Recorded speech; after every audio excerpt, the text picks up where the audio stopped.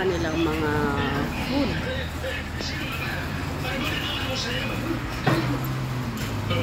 Marami kang pagpipilian dito, guys. Saka kung bibili ka ng mga pasalubong, ayan, marami sila dyan sa loob. Tamang first customer pa lang kami sa lunch time.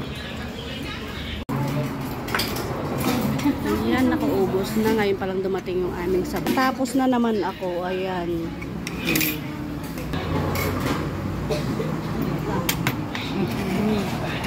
Kain muna bago na naman uwi na.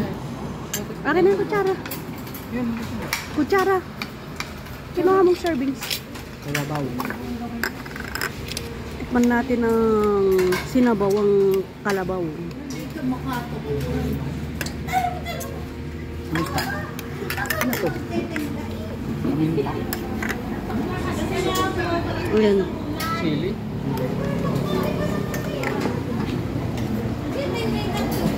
Bro, sabaw. Ayan. Ano? Ano ang iyong